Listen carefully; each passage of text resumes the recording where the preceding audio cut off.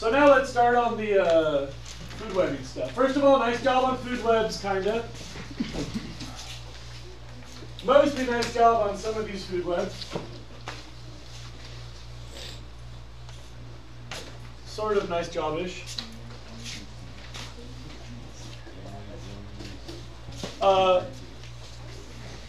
Move your chair now. Sit someplace different. You can sit in the back if you want. Okay.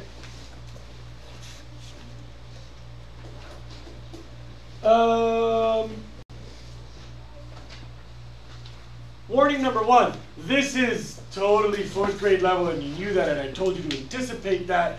Today I'm hoping to eventually get to high school level conversation, because tomorrow I plan to talk about some like AP level conversation.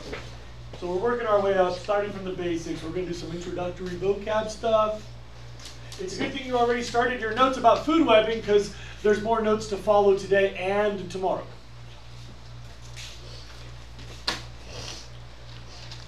Number one, probably you don't need this in the notes. Do you all realize these are grossly simplified food webs? I hope that you all know you live in a magnificently diverse state. The Sierra Nevada have somewhere in the ballpark of 10 to 15,000 different plant species and subspecies. There's probably 6,000 to 8,000 different insect species in some time or another up in the Sierra Nevada. There are hundreds and hundreds, probably more than 1,000 species of birds that live in the Sierra Nevada at some time in the year. Most of those are migratory. So your August birds are totally different from your March birds throughout the Sierra. There's gotta be a couple hundred reptile species and probably pushing 100 amphibian species and hundreds, plural, of mammals, and it's a pretty diverse area. It would be a lot of arrows and a lot of paper if we had 15,000 plant species and 10,000 insects or whatever. We just chose some of the more common ones. I wanted to give you names that you would recognize, because for some of you who've been in the Sierra, you realize most of these are kind of like the 5-star, everybody has to see them sort of species in the Sierra. Okay.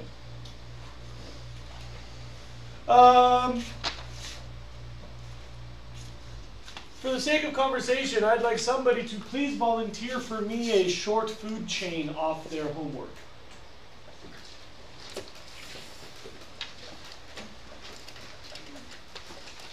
Come on. Yeah. I said black oak, oak moth larvae, Steller's jay, and then the bobcat. Okay.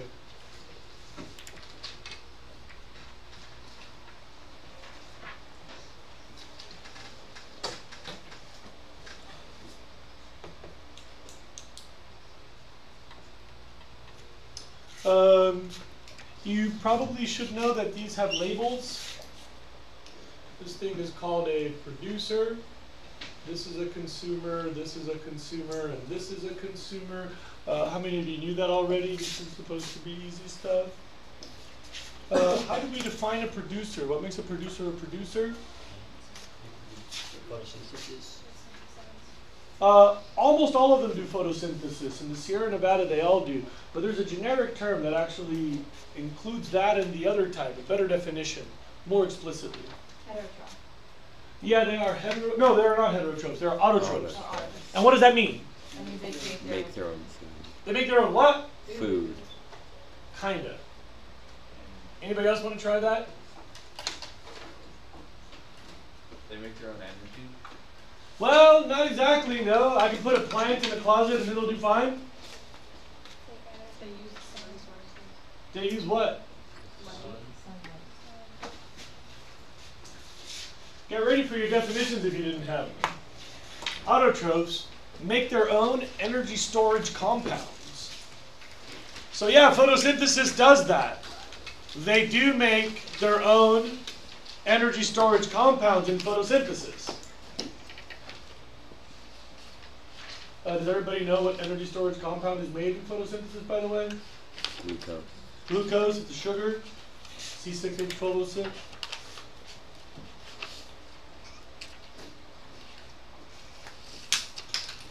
Most of the producers that you know make their own energy storage compounds using what energy source? Where do they get their energy?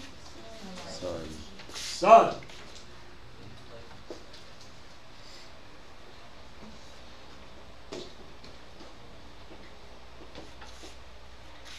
But there are other types of autotrophs that make their own energy storage compounds, and they don't use sunlight. It's like a popular science thing. You've probably seen this on TV. What am I talking about? Chemosynthesis. Oh, what's that called? Chemosynthesis. And who does that? The microbes at the bottom of the ocean on hydrothermal vents. Yep.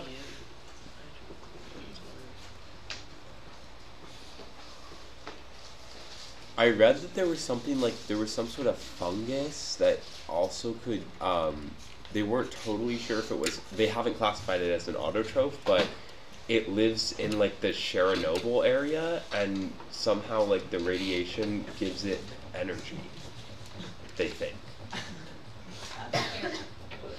They haven't, because it's such a like dangerous area, they haven't done a ton of research Tell on me it. more. I'll be curious to hear more about this. I want to continue that offline so that we don't distract the class, but I want to hear more about this study. Speaking of autotrophs, there's a special subset called chemoautotrophs that gets their energy input not from sunlight, but from chemistry in their environment. Yeah. Did they all make it into glucose or not? They don't make it into glucose, they make it into some sort of chemical compound that they can use for their benefit. You use energy to build a chemical compound. When you break that chemical compound, you get the energy out. Energy storing chemical compounds. How many of you know that it takes energy to make chemical bonds, and usually when you break chemical bonds, energy is released? At this point, we don't need more detail. These fellas, little bacteria that lives in those hydrothermal vents. How many of you know what I'm talking about? Those like chimneys that have like the black smoke on the bottom of the ocean. See that stuff on like nature documentaries and stuff? Watch, I'll drop some words on you here. Ocean, Earth's crust. Earth's crust has breaks sometimes, especially where it's spreading at the bottom of the oceans. So like an old scab that's got cracks in it. Earth's crust has cracks in it, and where it has cracks, salt water seeps in and touches the red hot magma underneath. And because that magma is so hot, it creates some pretty wacky water chemistry. Under extreme pressure with extreme heat, you get some short-lived chemistry.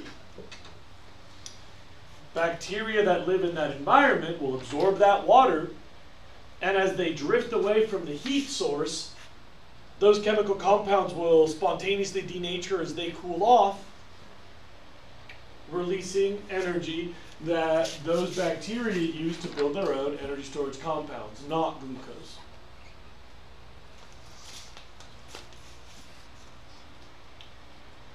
If anybody here likes to dork out on science stuff, probable theory number one is that the first life forms on Earth were chemoautotrophic, not photosynthetic. Second of all, less probable but equally interesting is that the first life on Earth was not carbon-based like we are and plants are. You realize that photosynthesis and other consumers are all juggling carbon bonds. How many of you recognize that when I say carbon bonds from like glucose and photosynthesis and cellular respiration? Okay, so carbon-based life is the majority of life today, but it appears that the first types of life might have been sulfur-based or maybe even phosphorus-based. And there's some suggestions that on our planet there are many chemical architectures that are possible for life, but carbon is the most successful, so the other ones were outcompeted early on in the history of life. Except for some remote environments where they might still exist today. Okay, vocabs, blah, blah, blah.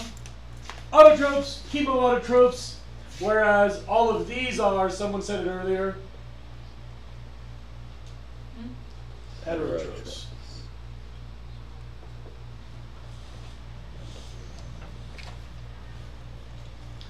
Heterotrophs use someone else's energy storage compounds. You cannot make your own. If I put you out in the sun, you're not building usable chemistry out of that. So you need to steal it from another organism. You need to eat a cow or eat the grass or eat the corn or whatever. We got our heterotroph, we got our autotroph, our chemoautotroph, basic vocab. Next lookup. We usually describe these as primary, secondary, and tertiary. Where primary is eating a producer, aka vegetarian or herbivore.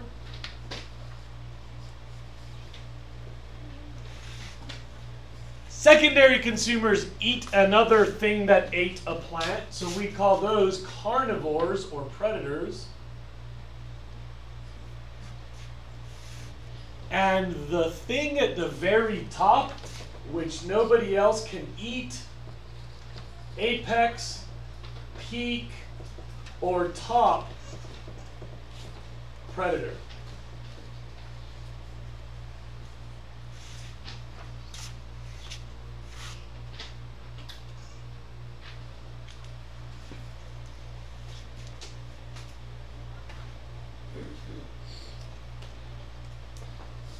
I usually say apex predator or top predator myself, but different people use different terms here. And there are other ways to describe this, by the way. In some systems, you have many layers of carnivore before you reach your top carnivore. And all these terms get kind of fuzzy when you learn details about a species' diet. Children, what do deer eat? Grass. Mostly. But you know what's wacky? They also eat insects sometimes. So they're mostly primary consumers, but a little bit secondary consumers. And you want to know something really wacky? People have observed deer eating dried up meat off bones of animals that have died and kind of mummified on their landscape. So they're kind of scavenging carnivores too. Rarely. Yeah. One of my friend's dads told me that he once saw a cow, like, there was like a cow field and there was like chickens roaming around the cow field, and this cow was just eating grass, and the chicken just kind of happened to collide with the cow, and cow just like ate the chicken. Wow. I find that surprising but not impossible. It further illustrates the point I wanted to make, that a lot of organisms that we think are clear examples of one of these might actually be kind of circumstantially numerous levels. Yeah? Yeah, there's a video on the internet of a deer eating just like baby birds out of the nest. Oh, interesting. Interesting. I once shot a deer, hung it up to butcher it, and as it was hanging upside down and like blood was draining, sorry, this is gross, was draining through its like throat area, it like coughed up / barfed out a whole bunch of big old grubs. And I was like, oh no, my meat is ruined, I shot this thing and somehow I messed it up. But the grubs weren't living in the meat, it wasn't like rotten deer. It had just died a few hours earlier. They were actually just in its like digestive tract. It was in the process of eating something that had worms. I'm guessing some rotting wood or maybe some rotting fruit. I shot that on a farm.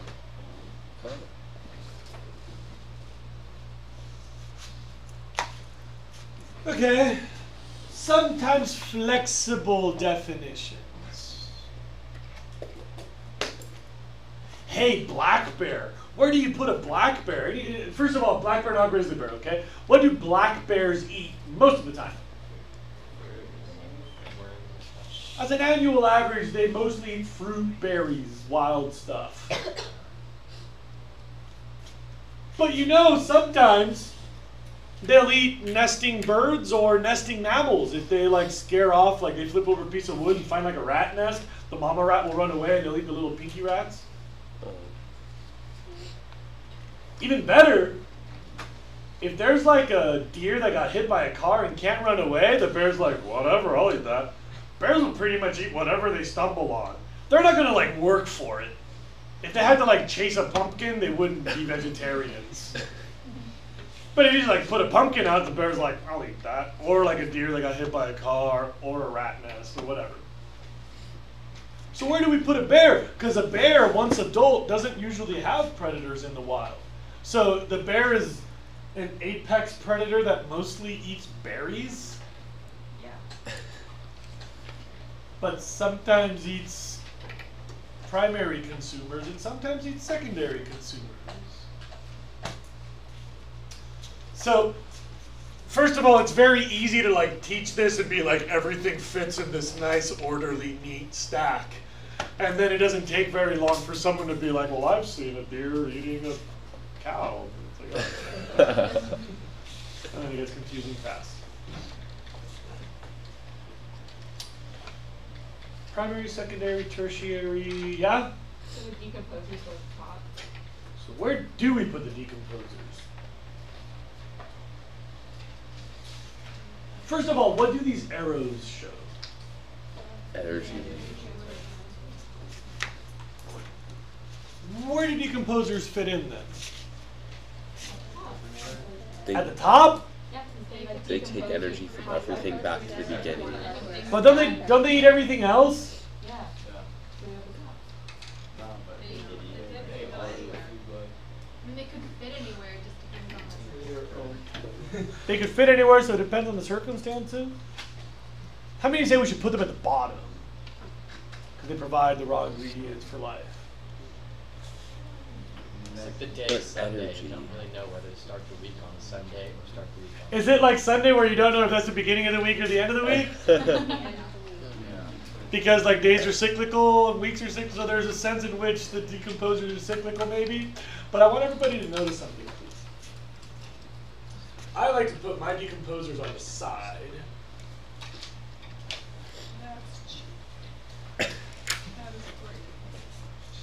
But this is kind of cheating in a sense. Because get ready, I'm glad you have a multicolored pen because I kind of messed things up a little bit.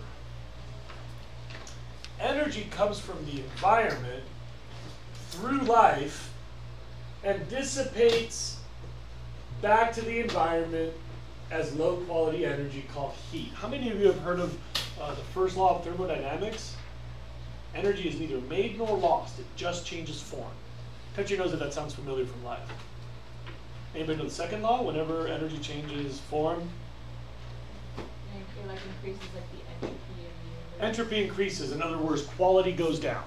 So, high quality energy from the environment, either really hot water with funky chemistry potential, or sunlight, which is pretty high quality energy, that kind of steps down to stored energy that needs to be digested to be released, and eventually goes out as even lower quality energy called heat. Just some poor lettuce worked really hard to become last night's salad so that you could store that energy in your gut and bloodstream and inside of your cells, so that right now every one of you is giving off heat. Right? If you run around kicking your sister, you're going to give off more heat because you're using more of your stored energy. Everybody got all this, right? Energy, one-way street. Watch this. Energy, one-way street. And decomposers will help it reach the environment. They're going to break down your bonds. In which sense are decomposers circular? Not the energy, they are the Nutrients. They cycle the chemistry around. So the part that comes back into play from the decomposers is the raw goods.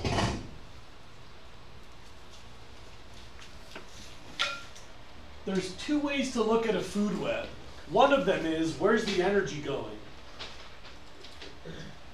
Another way to look at a food web is, where are all the chemicals going? Chemicals are circular. They don't get added to the system, they don't leave in the system. Our Earth is basically a solid glob of chemical ingredients that life is rearranging constantly, given an input of energy which dissipates back out to the universe. Energy goes in, energy goes out, chemicals just keep cycling. Hey, remember I said chemical cycles? Look, you can see we're going to get into that. This isn't a coincidence.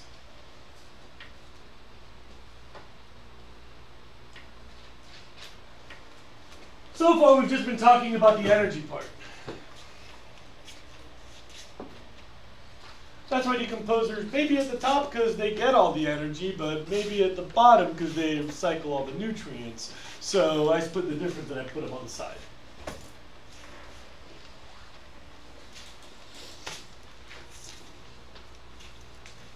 All right, all right, all right, all right. All right, all right, all right, all right.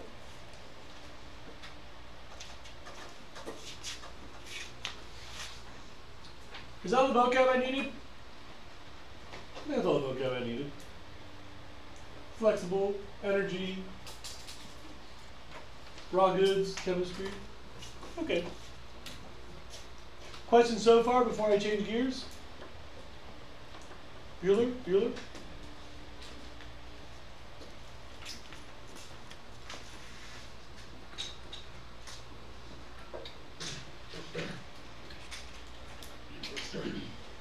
Okay, get ready for some confusion.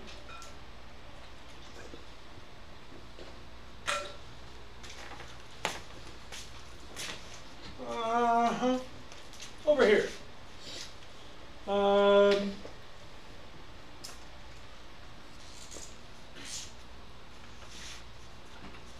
looking for a tree. There's a tree. And I'm going to draw arrows for a minute.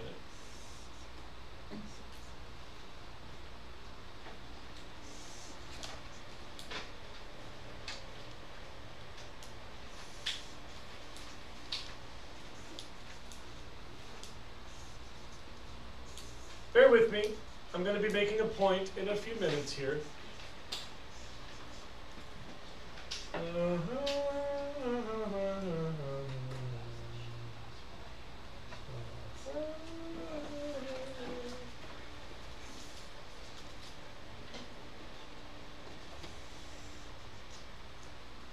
Okay then. Riddle me this, Batman.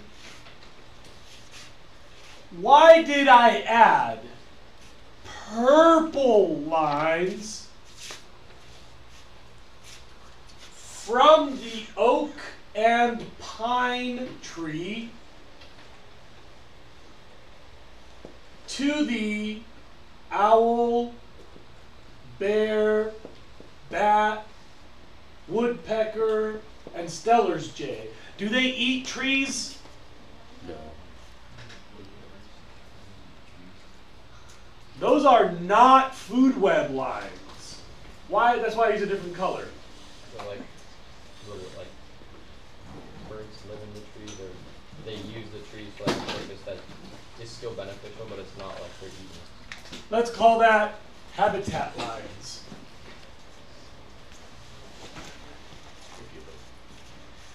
And I'm going to keep going. Watch this.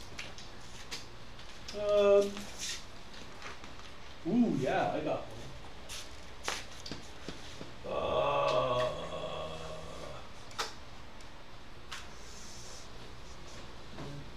Going into the trees, I am putting protists into the trees, mushrooms into the trees. I'm putting rats into the trees. I want to put mice into the trees.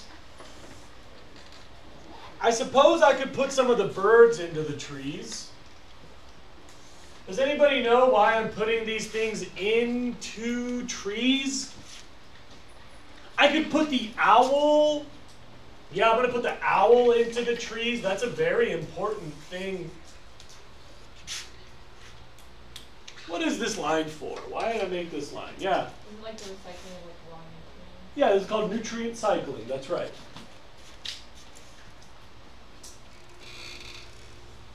Nutrient cycling. But I'm not done. I'm going to add another set of colors. Wouldn't everything go back to the plants then? Yeah, I mean, remotely everything goes back. Some of them are really important. Like owls, they sprinkle fertilizer around trees, and that's actually a really significant food supply.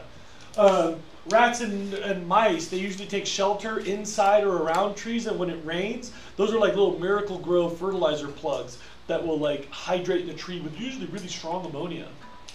Nitrogen based. Rats? Yeah. Yeah. I'm going to have to add one. Because apparently I didn't include this earlier. How do beavers help the mayfly larva, the red-legged frog, the aquatic plants? Anybody want to cut me off before I keep looking? Oh, the golden trout? They build dams. That's called physical engineering.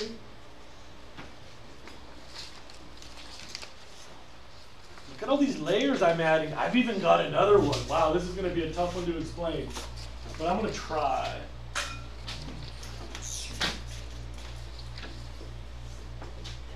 You all know that mouse and chipmunk eat the grass? Watch this. I want to go the other way.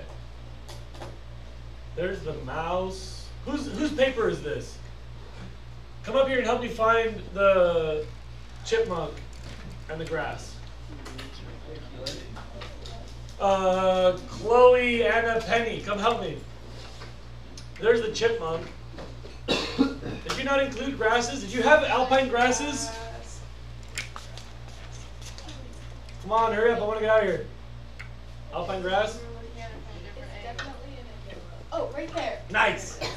Okay, now beat it. Thanks, ladies.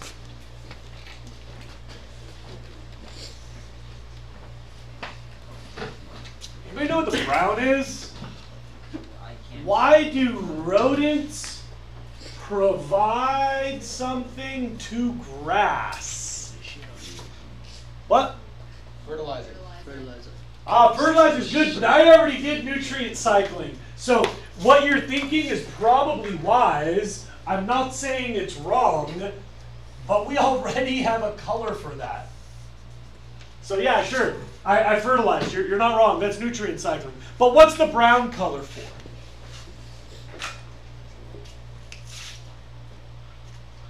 Oh, is it like they take some of the grass so that the grass can like grow more like? Kind of. Like it takes out some of the competition. Interesting. These regulate the diversity of grasses. There's different grass varieties for different types of weather years. So in a drought year, there's drought grasses. And because rodents make stashes of seed, you ever heard of the term pack rat? You ever seen chipmunks with their cheeks all puffed up because they're eating all the seeds? They don't gulp all of those. They go home and they spit them out and put them in storage. And when those rodents are eaten by birds or whatever, those seeds are stashed underground. So that the next drought year, there's a reservoir of that seed variety that can sprout during the right conditions, even if there haven't been a few years of drought. Get ready to write something down. There are relationships not captured in the food web. Those are called community level interactions.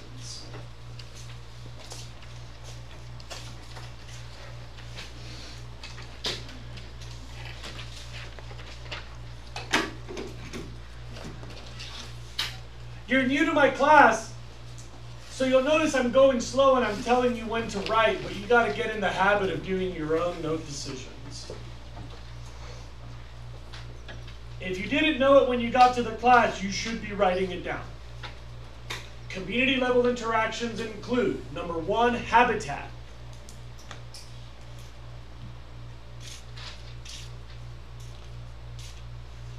Like coyotes don't eat trees, but they need a good place to hide so that they can find their food. So, habitat relationships, that's number 1. Another type of community level interactions, number 2, nutrient cycling.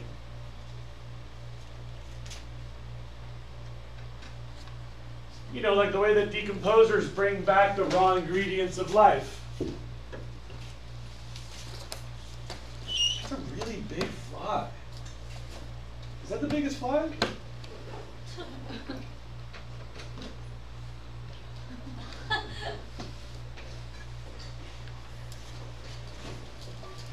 Number 3, there are species called physical engineers or environmental engineers. They literally build an environment to others. Like, with no beavers, you get no ducks.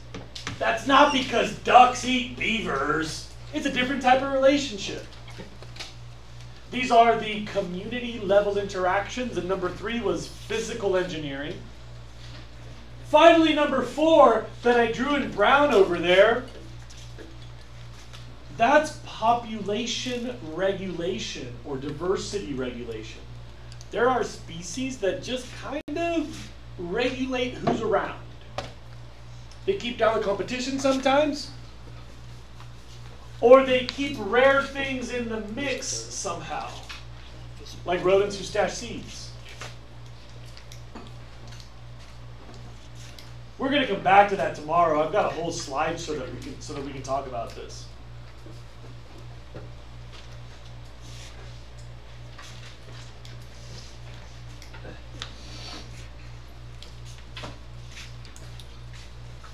So there's these things called community level interactions. They're additional layers. You see the food relationships in a food web, but those aren't the only relationships.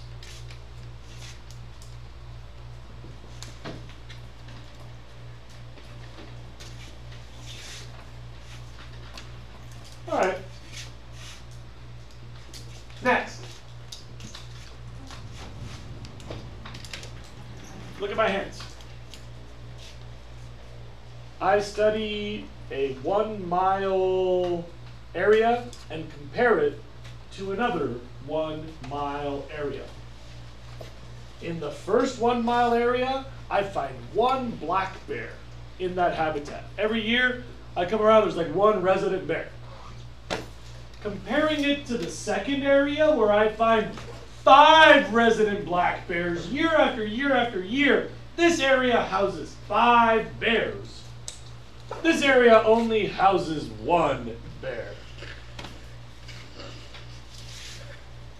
What do I know about these 2 areas because of the number of apex predators in those areas? You could have said 5 mountain lions and 1 mountain lion. How are these areas different? Yeah? If there's 5 apex predators, the second area probably has more resources. Yeah. So, check out this vocabulary jumble. Apex predators are indicator species. They indicate ecosystem productivity.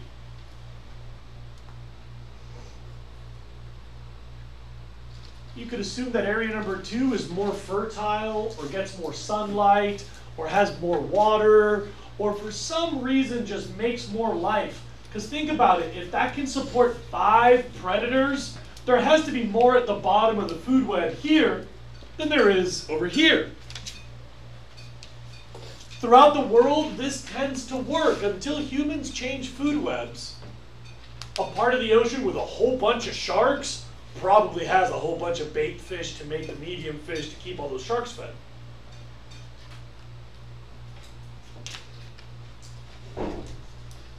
If you go to a part of the ocean where there's 0 sharks, there can't be that much food because otherwise the sharks would be there, so that's probably a less productive part of the world.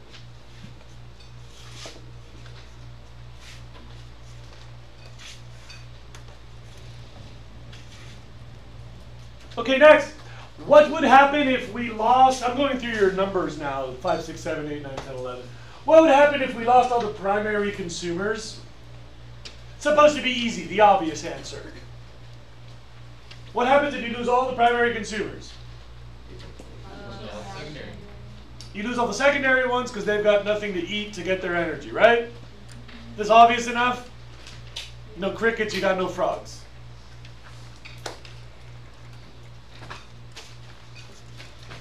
Interesting details to give you a taste of what's to come. On land, this is rarely a problem. With the exception of farms that tend to get rid of insect populations entirely, conventional farms. On land, you don't usually miss out a whole layer. Even more interesting, cities sometimes build really complicated and rich food webs where humans are in cities because we have so much junk around and so much droppings of stored energy that cities tend to have huge populations of primary consumers. Like, how are the ants at your house right now? How many of you have hell of ants at your house right now? See, look around. Almost all of us. So you've got a bunch of those, which means it's probably safe to assume there's a bunch of stuff eating them and a bunch of stuff eating them. And coincidentally, there's a field of ecology called urban ecology, which looks at the food webs that sprout around humans. Our cities bring in productivity from other places and we leave it sprinkled on the ground to start our food chain. But remember I told you that on land it's not too common that you're missing a layer? You know where that is pretty common? The ocean. This is an interesting thing about our oceans. There's parts of the ocean where we've removed entire layers, or most of the layer. Some of us go out there and go look for market squid to use as bait for fishing. And there's definitely market squid left out there. People make a killing on that industry. But you know what's interesting?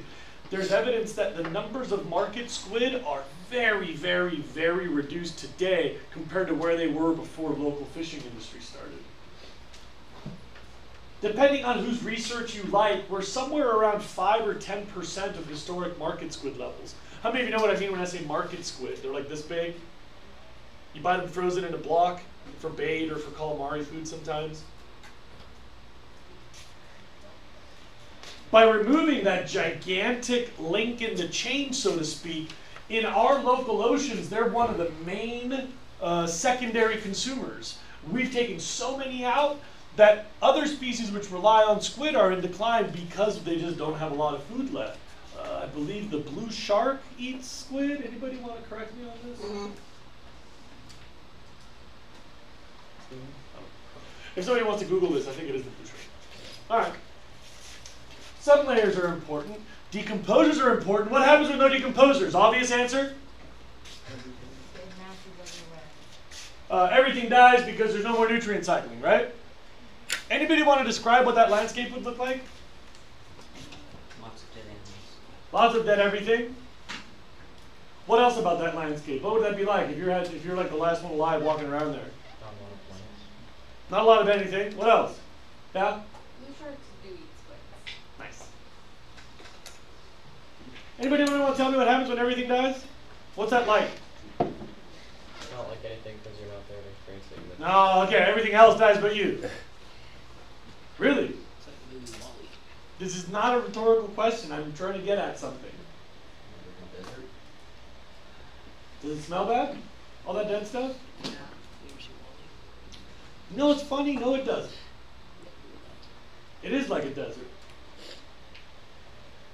Imagine I kill cats and I throw them in the bushes. 2 years from now, he's become butterflies and flowers and seagulls. Because, you know, in the presence of decomposers, those chemical compounds will break down into the building blocks of life. You understand that, right? What happens in the absence of decomposers to his carcass? It just stays there, right? But we've got weathering still. There's wind, there's sunlight, there's rain. So then what happens? What? It breaks down into smaller pieces, gets moved around a little bit.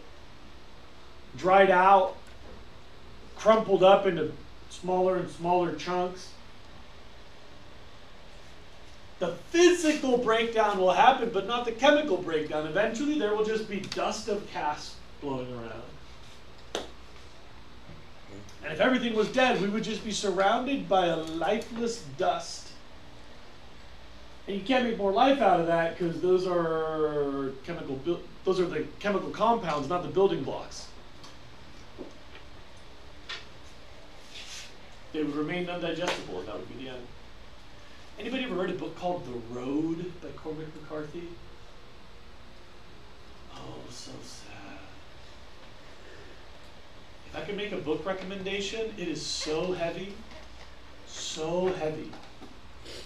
It's about this landscape where everything has died, and there's a few survivors. It's a like post-apocalypse, like disaster kind of story.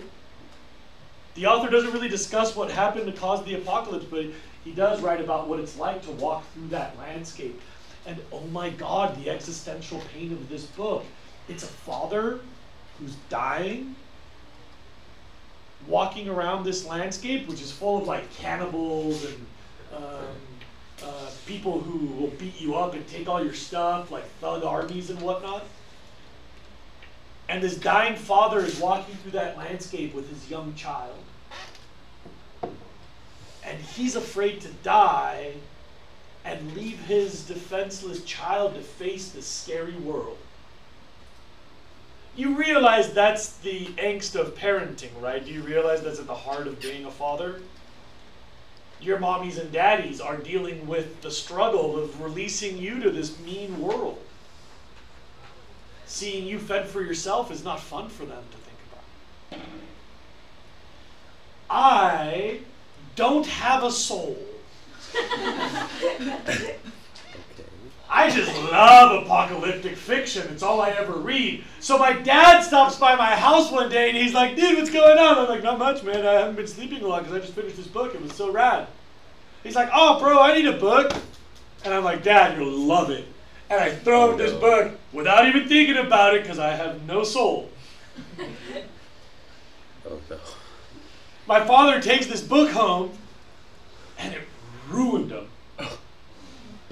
He's a very emotional man who's also very analytical and thoughtful and cerebral.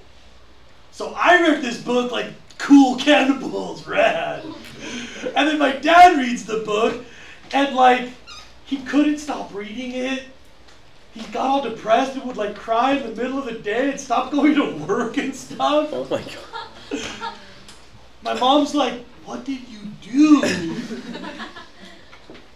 And I was like, I don't know, I just thought it was a good book, Mom. I'm like, not really smart. My poor father, like, literally went like 2 weeks. Like, he like broke down. Like, she couldn't get him out of bed. Like, we had like an intervention with his homies. Like, it's okay. Come on, Carlos, get back to life. So it's deep. You should read it. But the reason I mentioned that book is they walk through a world with no decomposers. Everything is just crumbling and falling apart into smaller and smaller pieces of dust.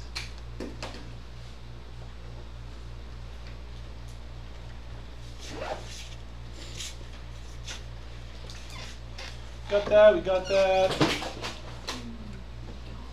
Hey, what would happen if you lose all of the oak trees? Number 9. Who dies? Everything eats the oak tree, right? And then, like, give me an example of what eats the oak trees. One of them has it in the name, so it's easy. Okay, oak moth larva. So, when you lose the oak moths, what happens next? Well, they don't die, but the next level of consumers will be like drastically reduced. They may not die, but they're going to start running out of food, and so that would affect the population sizes. Does that make sense? So I get rid of the oak moth larvae, so there's a lot less Stellar's jays. Some of them find something else to eat, but most of them just get hungrier, and they have less reproductive success. They have less offspring every year. Watch me, please. That's called a trophic cascade. That's a vocab term. Trophic cascade, like a waterfall through the food web. Oh, you thought you could put away your stuff. How cute.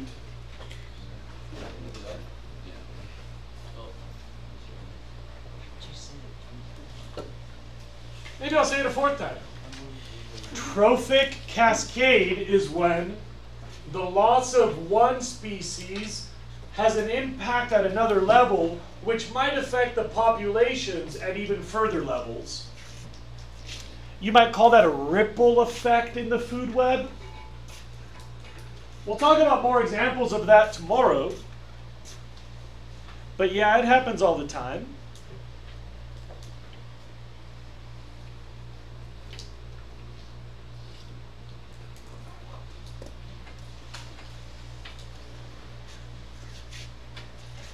You'll find a lot of little organisms in a food web that have a pretty big impact.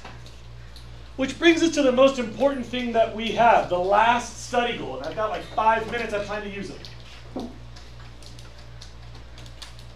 Why is diversity in an ecosystem related to its resiliency? Yeah? Organisms can depend on other sources of food. That's right. Look at this. If the Stellar's jay has 20 food sources, the loss of the oak moth larva wouldn't have a big impact on the Stellar jay population, which wouldn't affect the bobcats very much. Agreed? Again, if the bobcat has 20 other food sources, even if the Stellar's jays go downhill a little bit, the bobcat wouldn't even notice. In a diverse system, bobcat doesn't care when you take out 2 steps down. In a simple system, what if that's the only food for the Stellar's jay? Then they would disappear entirely. And what if that's the only food for the bobcat?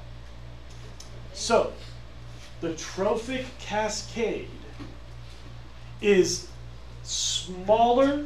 There are less ripple effects in a diverse environment. There are huge ripple effects in a simplistic environment. Many people use the analogy of a chain and links in a chain. And in a simple environment, there's just one link at each connection, so you break one and they all break. Talk about the number of links in the chain, or the number of connections in a food web. People talk about that. How often they cross is like a safety net. Other ways to visualize this. More connections means a bigger net, means more safety. It'll catch more impact. But the final punchline of this activity, which feeds into the rest of our school year, and there's one last thing I need everybody to have on paper. A lot of times, diversity is important just for diversity's sake.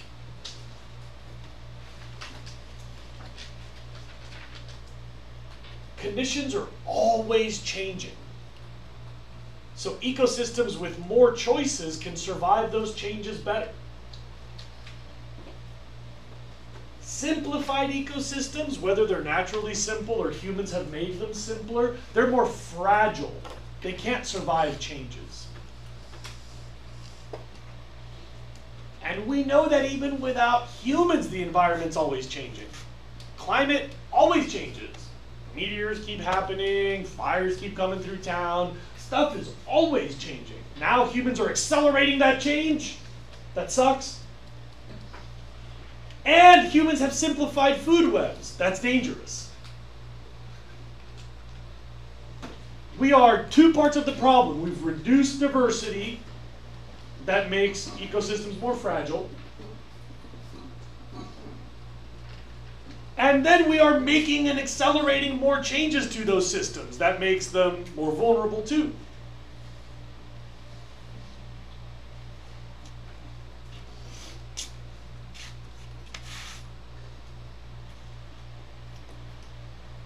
Okay. I think that was the high school level discussion. Who's got questions? We've got like 3 minutes we can use. Yeah. So does a more resilient ecosystem also invite in more species to make it even more diverse? That's an interesting question.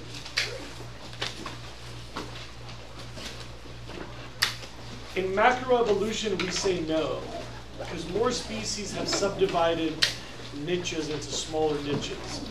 And at some point, it's difficult to keep splitting niches. They have to be super productive to subdivide a tree into one species focusing at the top and one species focusing at the bottom. The number of species is most importantly based on the consistency and productivity of that environment, not as totally different. What else? That's a field of ecology called macroevolution. It's very interesting. What else? Fine. Bye-bye. Jose.